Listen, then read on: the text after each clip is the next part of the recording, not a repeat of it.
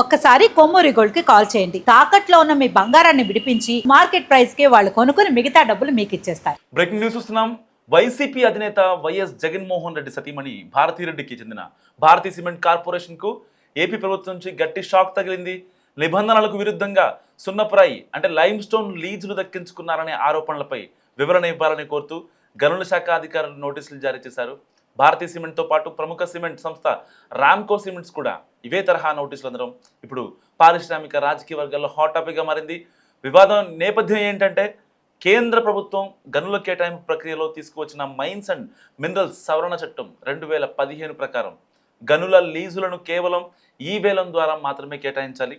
పాత పద్ధతిలో దరఖాస్తు చేసుకున్న వారికి నేరుగా లీజులు ఇవ్వడం చట్టవిరుద్ధం. అయితే గత ప్రభుత్వ హయాంలో ఈ నిబంధనలను పక్కన పెట్టి పాత దరఖాస్తులను సాకుగా చూపిస్తూ భారతీ సిమెంట్స్, రామ్కో సిమెంట్ సంస్థలకు లీజులు కట్టబెట్టారని ప్రస్తుత ప్రభుత్వం గుర్తించింది.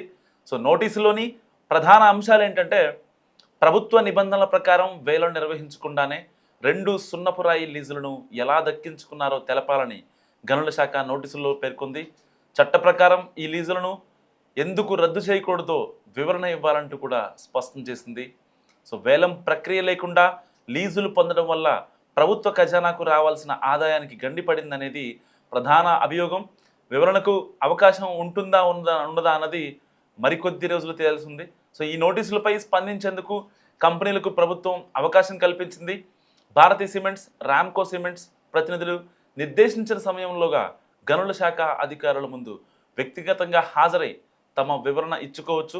సో తాము లీజులు పొందిన ప్రక్రియ చట్టబద్ధమైన నిరూపించుకోవాల్సిన బాధ్యత ఇప్పుడు ఆయా సంస్థల ప్రతినిధులపై ఉంది. ఒకవేళ వారి వివరణ సంతృప్తికరంగా లేకపోతే సదరు లీజులను రద్దు చేసే దిశగా ప్రభుత్వం అడుగులు వేస్తుంది. రాష్ట్రంలో కూటమి ప్రభుత్వం అధికారంలోకి వచ్చిన తర్వాత గత ప్రభుత్వ నిర్ణయాలపై సమీక్షలు నిర్వహిస్తున్న విషయం తెలిసిందే. ఇందులో భాగంగానే మైనింగ్ శాఖలో జరిగిన అక్రమాలపై దృష్టి సారించింది ఏపీ సర్కార్.